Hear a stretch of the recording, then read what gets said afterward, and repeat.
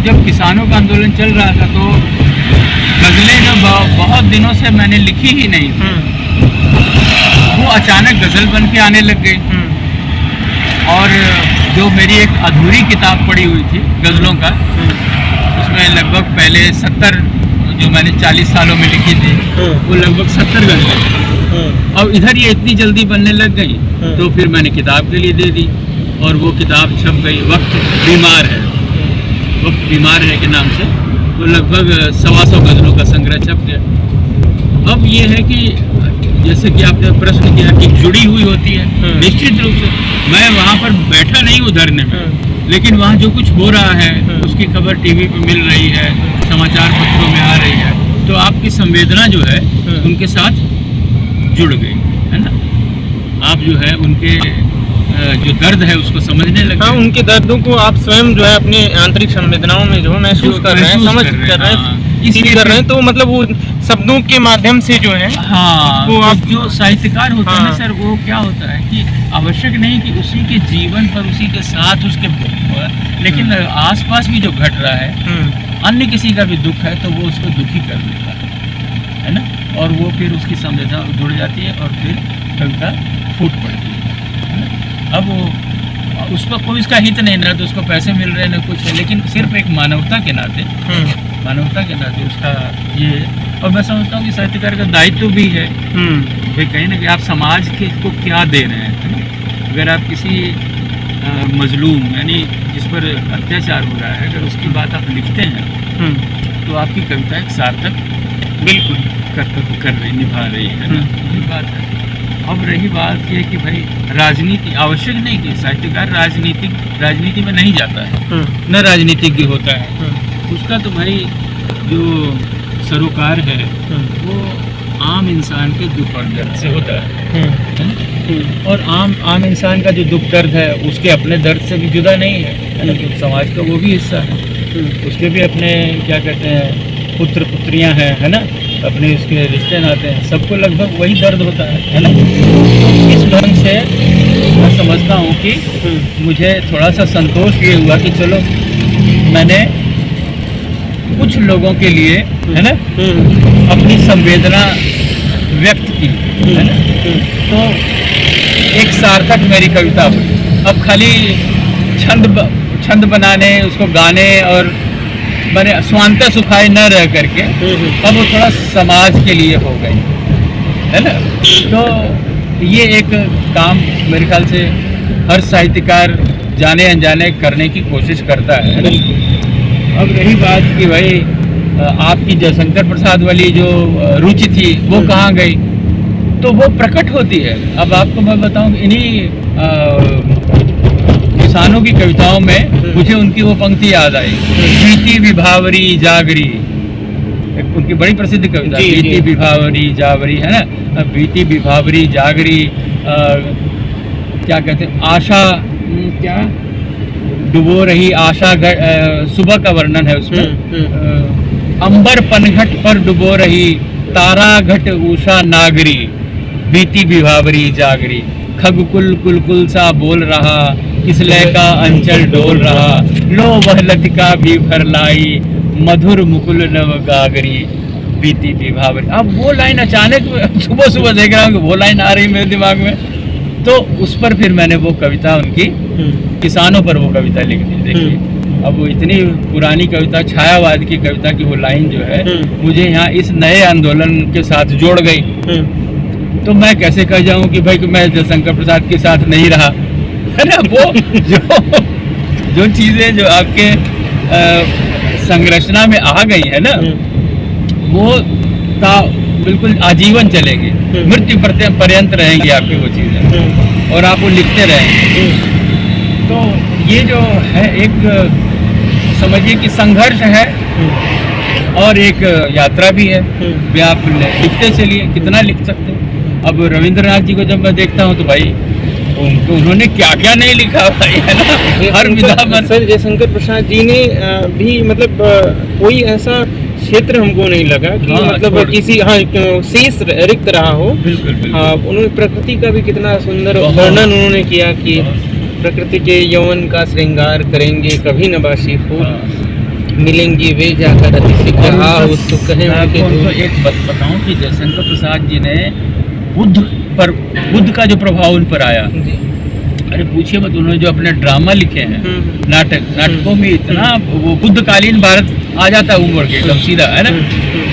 अब भाई ऐसे व्यक्ति की दृष्टि कितनी महान रही होगी, सोचिए कि उसको उन्होंने अपने पात्रों में ले आए, परिवेश में ले आए, वो सारी चीजें आ गई है ना उसमें। तो उनका एक उपन्यास है सर, इरावती। देखिए मैं आपको कक्षा 10 की बात बता रहा हूँ। अब इरावती उपन्यास मैंने पढ़ लिया तो मुझे लगा, और उसमें लिखा हुआ था लास्ट में अधूरा, ये अधूरा रह गया।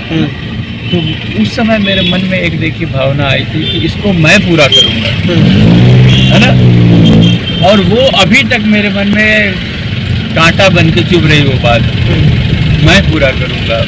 अब पता नहीं वो कब समय आएगा, है ना। मुझे लगता है कि एक बार अभी भगवान बुद्ध से मैं परिचित हुआ, उनके उस समय के परिवेश, जातक कथाओं को पढ़ा, है ना, उस परिवेश से परिचित हो गया। अब वहाँ की थोड़ा बहुत जो इतिहास है उसके बारे में भी जानकारी होने लग गई। अब वो समय लगता है मुझे नज़दीक आ रहा है कि मैं जो है उस पायदान पर पहुँच जाऊँगा जहाँ जयशंकर प्रसाद पहुँच करके और वो इरावती लिख रहे थे। क्योंकि आप ऐसे कैसे लिख लीजिएगा इरावती, जब तक वो सारी मनस्थितियाँ आपके मस्तिष्क में नहीं आ जाती हैं, आप वो उसके आगे कल्पना नहीं कर सकते।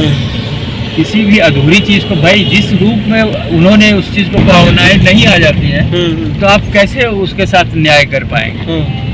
उस रचना के साथ न्याय भी तो होना चाहिए। तो यदि कुछ ऐसा हो रहा है कि अवचेतन मस्तिष्क में ही वो प्रक्रियाएं चल रही हैं। भगवान बुद्ध को आपने जान लिया, इतिहास को जान रहे हैं, धीरे धीरे, है ना। अब आप जब पुनः इसको पढ़ेंगे, पुनर्पाठ करेंगे इरावती का, तब आप इसको लिखने की माने स्थिति में आएंगे कि अब आप उसको एक पूर्णता दे पाएंगे, है ना। तो अब ये देखिए कब होता है, लेकिन मुझे लगता है कि अंदर अंदर जो तैयारी चल रही है ना, वो इसी दिशा में काम कर रही है ना। हम उसको नहीं जान रहे हैं ना, लेकिन वो अंदर अंदर आपका मस्तिष्क उसी में लगा हुआ है, तो वो चीज़ छूट के आएगी। तो प्रेरणा वाली बात जो बताए ना, कहीं से वो जुड़ी होती है। देखिए कौन सी चीज़ कहाँ जुड़ी होगी इसके बारे में आप भी तो नहीं जानते, जो लिखने वाला है वो खुद नहीं जानता है बिल्कुल कि कहाँ से वो चीज़। और एक मेरे मित्र हैं, वो तो कहा करते थे कि भाई ऐसा है चावला जी, तो मेटामॉर्फोसिस होता है, एक प्रक्रिया है साइंस में, उसको मेटामॉर्फोसिस कहते हैं। कि आपने कहीं से कोई वो आपकी संवेदनाशीलता जगी, आपके में प्रभाव आया, अब वो इकट्ठा होता रहेगा। आप इसकी कोई चिंता मत कीजिए कि आपने अभी तुरंत नहीं लिखा, डोंट वरी। वो चीज़ आपके अंदर घुस गई, वो अब उसका मेटामॉर्फोसिस होगा, किस रूप में आएगी आप देखते रहिएगा, है ना। वो लेकिन निकलेगी जरूर वो। तो मेटामॉर्फोसिस में क्या होता है कि ये जो पहले जो पेड़ ओड़ होते हैं वो दब जाते हैं, उसका कोयला बनता है, कोयले के कई प्रारूप होते हैं, अंत में वो डायमंड बन जाता है, हीरा। तो ये जो प्रोडक्ट है आपको हो सकता है इस रूप में आए कि एक ऐसी नई चीज़ रूप में आए आपके सामने, और जिसे कोई आप लिख पाएँ, है ना। तो एक बड़ा काम आप कर पाएंगे, है ना। तो इस ढंग से आप बातों को साहित्यकार के लिए, है ना, आप समझ सकते हैं कि भाई उसका जो जीवन है ना, उसका जो है वो मस्तिष्क तो काम करता ही है, उसको आप जिस रूप में देख रहे हैं वो वही काम नहीं कर रहा है। फिजिकल धरातल पर कुछ कर रहा है, वो सब्जी बना रहा है, लेकिन अंदर अंदर वो क्या कर रहा है ये उसको कुछ भी नहीं मालूम है। अब मैं एक बड़ी वो आपको संस्मरण सुनाता हूँ उसके, जब मैं पढ़ रहा था इसको, सादत मंटो को, उनके बारे में पढ़ रहा था कि वो बॉम्बे के किसी चौल में रहते थे और उन बगल में उनकी उसको बीवी बीमार है ना।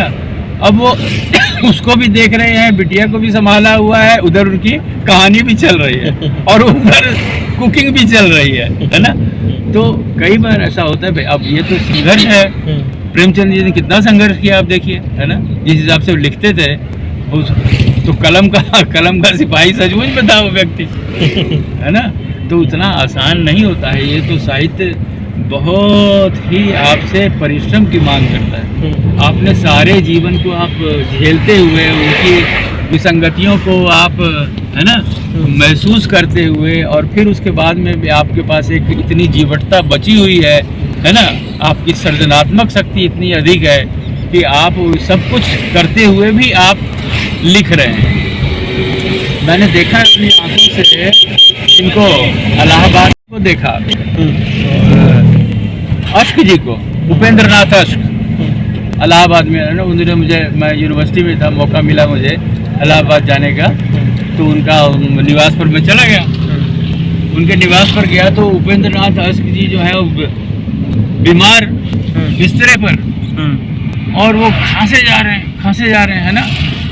और साथ में एक वो बना हुआ एक टेबल सा ऊंचा सा, उसके ऊपर वो उनके कॉपी पेंसिल रखा हुआ है ना। और वो भाई थोड़ा सा जैसे ही ठीक होता है, फिर ऊपर खड़े होकर के लिखना शुरू। समझ में, फिर वो खांसी उठती है, फिर वो वापस अपने बेड पर, और फिर खांस के उसके बाद फिर थोड़ा ठीक हुआ, फिर लिखना शुरू। तो कहने का मतलब है कि इस हालत में भी, लेकिन लिखने से कौन छुड़ाए भैया, तो बैठ ही जा थोड़ी देर। लेकिन वो बैठ नहीं पाएगा। इस तरह से करके by the end of this year 10 किताबों का मैं, मतलब जी कुल। तो मुझे जो है इधर छाया गीत पर जो प्रोग्राम आता है ना 9:30 से 10 बजे, तो उसमें आते पुराने गाने हमारे कॉलेज के दिनों में और बचपन के दिनों में, तो अच्छे लगते हैं वो गाने, है ना। उनमें सुर होता है, संगीत होता है ना। और चूँकि आप संगीत के ही आदमी हैं, है ना, तो आप उनको मतलब बहुत ज़्यादा अप्रिशिएट करते हैं, है ना। मन से ही वो लगता है कि नहीं यार, बड़े नज़दीक की चीज़ है, उसमें आपको आनंद आता है। तो वो वाली अभी मैं सुन रहा था, मेरे ख्याल कल की बात है।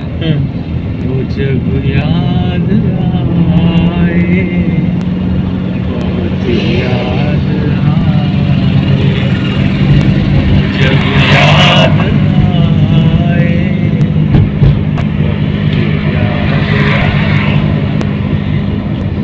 गमे जिंदगी के अंधेरे में हमने चरागे मोहब्बत जलाए, बुझाए, जब याद आए, बहुत याद आए। क्या बात, बहुत सुंदर। तो इस ढंग की जो संगीतबद्ध जो होती है ना, जो राग आधारित होते हैं, उनका असर बहुत चिरस्थायी होता है ना। अब ये तुरंत आप भूल जाएं ऐसा नहीं होता, ये खास बात है। तो फिर जब आप जुड़ जाते हैं, जब ये गाना भी जब सुनते हैं, जुड़ जाते हैं। तो बचपन की इसी तरह से मुझे याद है, एक गीत होता था वो वाला जो लता जी की आवाज़ में हुआ करता था, वो मेरे ख्याल अनारकली का था।